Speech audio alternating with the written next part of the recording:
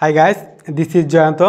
For the first time, I have come before you to talk about what kind of things you have to need if you would like to speak English. So let's get started. আচ্ছা, আমি জয়ন্ত আজকে আপনাদের সামনে হাজির হয়েছি spoken বিষয় নিয়ে কথা বলতে। ইংরেজিতে কথা বলতে চাইলে আপনার যে বিষয়গুলো প্রয়োজন সেই বিষয় নিয়ে কথা বলবো আজকে। আচ্ছা, স্পোকেন শিখতে গেলে আমাদের গ্রামারের প্রয়োজন আছে কি না, এটা সবাই এই বিষয়টা নিয়ে সবাই দ্বিধাগ্রস্ত থাকে। তাহলে আজকে আমি সেই বিষয়টা নিয়ে আলোচনা করব যে স্পোকেন শিখতে গেলে আপনার কতটুকু গ্রামার প্রয়োজন আর কি কি বিষয় আপনার লাগবে যে আপনি স্পোকেন ইংলিশ শিখতে চান। সো প্রথমে আসা যাক গ্রামারের বিষয়টা নিয়ে, যে গ্রামার আসলে আদৌ লাগবে কি লাগবে না। হ্যাঁ, আপনি যদি স্পোকেন শিখতে চান আপনাকে হালকা বেসিক গ্রামার সম্পর্কে আইডিয়া থাকতে হবে। তার মানে এই না আপনাকে পুরোপুরি গ্রামার শিখতে হবে, গ্রামারের পুরোপুরি নলেজ অর্জন করতে হবে, কোনটা সাবজেক্ট, কোনটা ভার্ব, কোনটা এক্সিটিভ, কোনটা প্রিপোজিশন, এভরিথিং সম্বন্ধে আপনার ধারণা অর্জন করতে হবে, এরকম বিষয় না। স্পোকেন শিখতে গেলে আপনার হালকা একটু পরিমাণ গ্রামার শিখতে হবে। আপনার এই বিষয় নিয়ে আজকে কতটুকু গ্রামার আমাদের প্রয়োজন, তাছাড়া আমাদের কি কি লাগবে সেই বিষয় নিয়ে আমরা কথা বলবো। দেখি আমরা কতটুকু গ্রামার আমাদের লাগে। তাই আপনি যদি স্পোকেন ইংলিশ শিখতে চান তাহলে আপনাকে অবশ্যই তিনটা বিষয় সম্পর্কে ধারণা থাকতে হবে গ্রামারের। সেই তিনটি বিষয় হচ্ছে subject plus verb plus object. এই তিনটি বিষয় নিয়ে আলোচনা বা এই তিনটি বিষয় আপনার লাগবে যদি আপনি স্পোকেন ইংলিশ শিখতে চান। আপনারা ইউটিউবে অনেক ভিডিও দেখে থাকবেন, সবাই ট্রান্সলেশন করতেছে, এইটা করতেছে, ওইটা করতেছে, এই কাজ করতেছে, এই কাজ করতেছে। কেউ বেসিক নিয়ে আলোচনা করে না যে শুরু থেকে বা জিরো থেকে কোন কাজটা করতে হয়। আজকে আমরা সেই বিষয়টা নিয়ে আলোচনা করতেছি।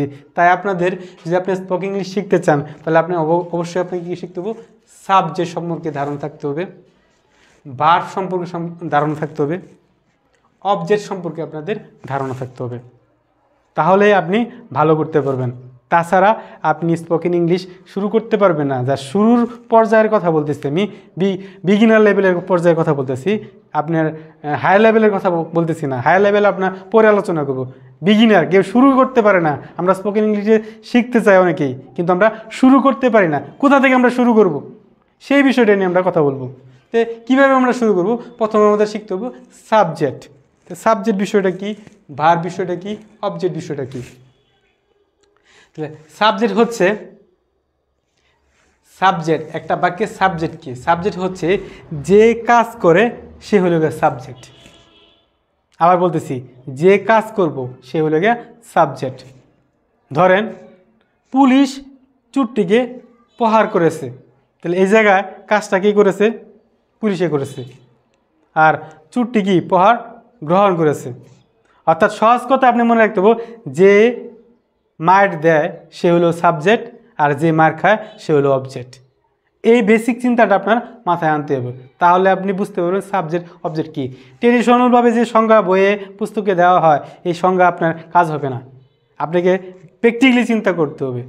আমি আবার বলতেছি, যে মার দেয় সে হলো সাবজেক্ট, যে মার খায় সে হলো গিয়ে অবজেক্ট। তাহলে আপনার এই বিষয়ে ধারণা অর্জন করতে হবে। তাহলে আমরা সাবজেক্ট চিনলাম, যে কাজ করে সে হলো সাবজেক্ট আর যে কাজ গ্রহণ করে সে হলো অবজেক্ট।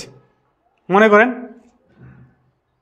পুলিশ চোরটিকে প্রহার করেছে, তো প্রহার করেছে কে, পুলিশ, আর প্রহার জিনিসটা গ্রহণ করেছে কে, চোর। তাহলে চোরটা হলে গিয়া অবজেক্ট আর পুলিশটা হলে গিয়া সাবজেক্ট। এইভাবে আপনি যদি চিন্তা করেন তাহলে আপনার জিনিসটা ক্লিয়ার হবে।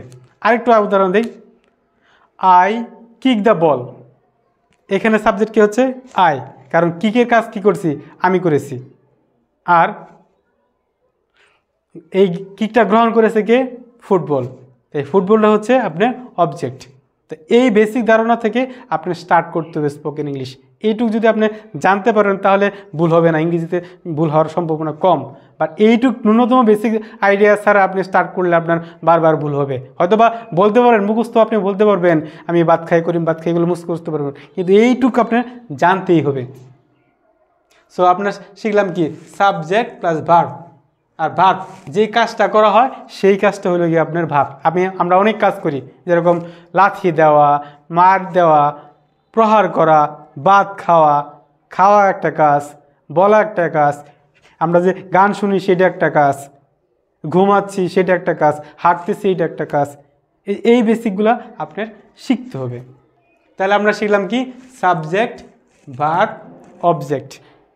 এই তিনটা জিনিস যদি আপনি শুরু করেন, আমরা পরবর্তী ক্লাসে আরও ডিটেলস আলোচনা করব সাবজেক্ট ভার্ব জিনিসটা কি। আমাদের ক্লাসগুলো স্টেপ বাই স্টেপ হবে, পরবর্তীতে ধীরে ধীরে আমরা শিখবো কীভাবে স্পোকেন ইংলিশটা আমরা যাই। তবে আপনার বেসিক আইডিয়া আপনারা শিখতে হবে কি subject, verb plus object. That's it for today. If you like this video, please like and share this video, and hopefully you will be benefited from this class. Bye bye.